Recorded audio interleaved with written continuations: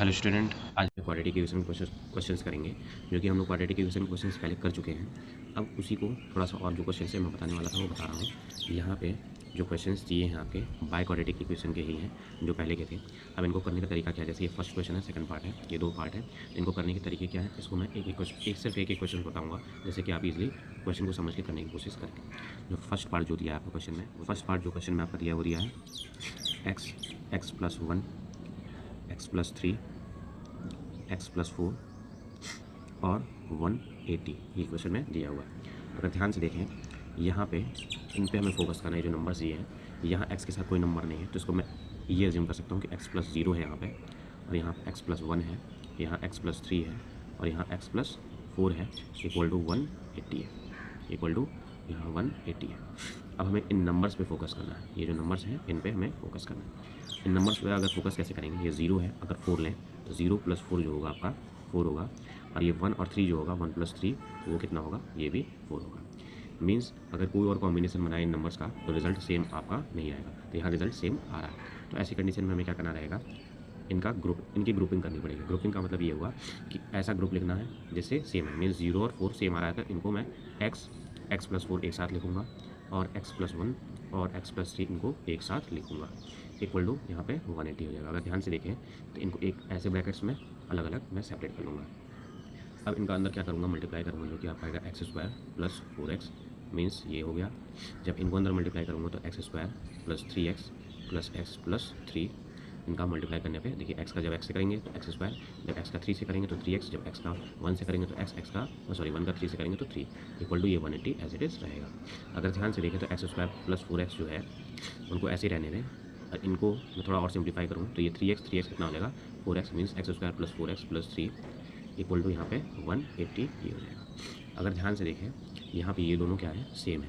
यानी कि जो ग्रुपिंग करने का सबसे मेन मोटो ये था कि ये दोनों आपका क्या है, ग्रुपिंग सेम आ जाता, मतलब कि ये दोनों टर्म है वो एक जैसे सेम आ जाते हैं। जब ये सेम आ गए हैं तो हम लोग क्या करेंगे, ये क्वेश्चन आसान हो जाएगा। मीन्स ऐसे क्वेश्चन में हम लोग क्या करते हैं, जो सेम रहता है x² + 4x equal to a assume कर लेते हैं।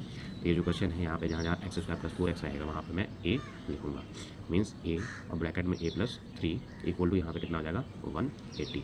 मीन्स a का जब अंदर मल्टीप्लाई करेंगे तो आपका रिजल्ट क्या आएगा, a² + 3a और +180 को मैं ले आऊँ माइनस में, तो a² + 3a - 180 इक्वल टू 0। अब 180 का ऐसा फैक्टर करूँ कि माइनस करने पे कितना आ जाए, 3 आ जाए।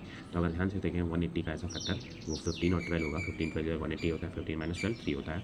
Means a² + 15a - 12a - 180 equal to 0। अगर ध्यान से देखें ये दोनों ग्रुपिंग मिडिल टर्म स्प्लिट से 4 पार्ट में हो गए, तो इनको हमने दो पार्ट को ग्रुप किया है। यहाँ से मैं क्या कर सकता हूँ, a कॉमन ले सकता हूँ, मीन्स a + 15, और दूसरे में से मैं -12 कॉमन ले सकता हूँ, तो a + 15 इक्वल टू 0 ये हो जाएगा। मीन्स अगर यहाँ से देखें आपका a - 12 a + 15, मीन्स एक ब्रैकेट में आपका a - 12 इक्वल टू 0 यहाँ पे लेंगे, और यहाँ से a + 15, यानी कि इस जगह से आपका a + 15 इक्वल टू 0 ये आ जाएगा।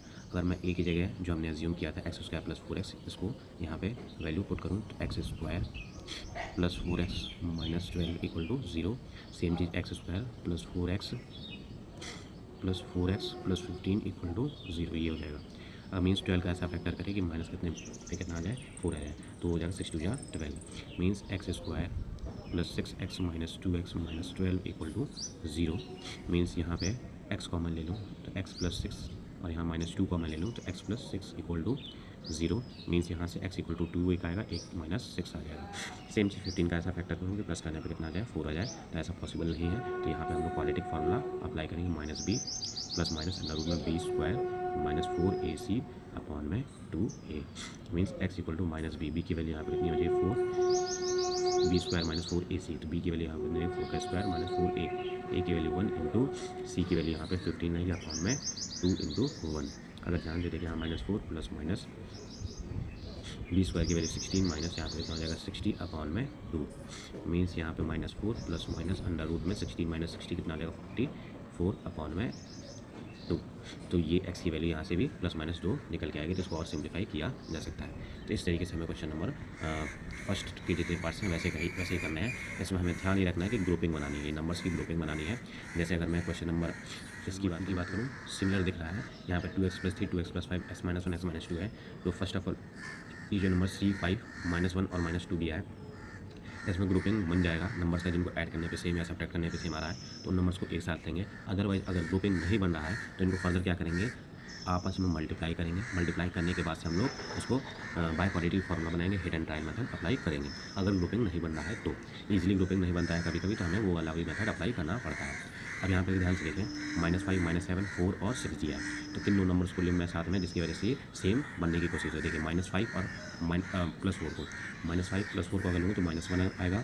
उसी तरह -7 और +6 को लूँ, मीन्स -7 +6 को लूँ तो -1 यहाँ पे भी आएगा। मीन्स इससे क्लियर हो कि जो -5 है, जो ये -5 वाला है, उसको हम लोग x+4 के साथ लेंगे और x-7 x+6 के साथ लेंगे, जैसे मैंने यहाँ पे ये इस जगह पे लिया था, जिसकी वजह से ये दोनों क्या होंगे, इस जगह पर रिजल्ट आपका दोनों क्या होगा, कुछ टर्म सेम आएंगे, जिसको मैं ए एज्यूम कर लूँगा। तो इस तरीके से हमें इस क्वेश्चन को हैंडल करने हैं। अगर ध्यान से देखें, यहाँ पे जो क्वेश्चन नंबर आपका 5th पार्ट दिया है, तो 5th पार्ट में देखें x² - 3x - 10 और x² - 5x - 6 दिया हुआ है, = 144। ये यहाँ पे, तो यहाँ पे इनको मल्टीप्लाई करने के बाद टर्म सेम नहीं है, तो इसको करने का तरीका यही है कि आप क्या करिए, इसका फैक्टर करिए, 2 ब्रैकेट्स मिलेंगे x + a और x + b के फॉर्मेट में।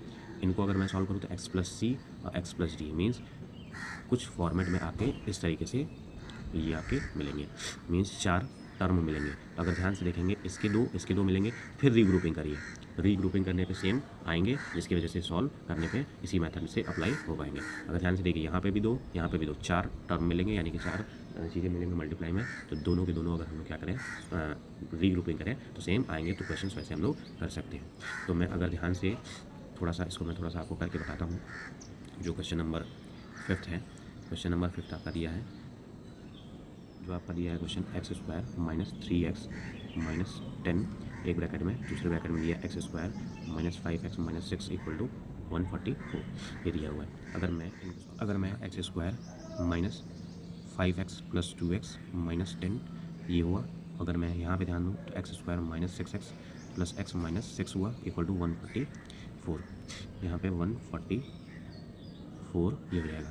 अगर ध्यान से देखें, ये दो का ग्रुप हम लोग ऐसे बनाएंगे, यहाँ x कॉमन लेंगे तो x - 5 एक ब्रैकेट में, यहाँ +2 कॉमन लेंगे तो x - 5 एक ब्रैकेट में, तो इसको मैं इस वाले को एक ग्रुप ब्रैकेट में, सेम चीज़ यहाँ पे x यहाँ से कॉमन लेंगे तो x - 6 एक ब्रैकेट में, +1 कॉमन लेंगे तो x - 6 एक ब्रैकेट में, = कितना हो जाएगा, 144। अगर ध्यान से देखूँ तो x + 2 x - 5 x + 6 means x + 1 यहाँ पे और x - 6 यहाँ पे आ जाएगा, मीन्स ये 4 ब्रैकेट्स बन गए, यानी कि सेम एज क्वेश्चन नंबर जो फर्स्ट पार्ट था उसी तरीके से।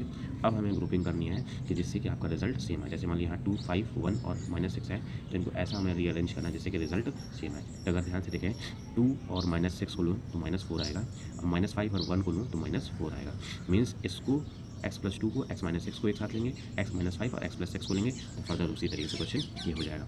तो इस तरीके से हमें हैंडल करना रहता है।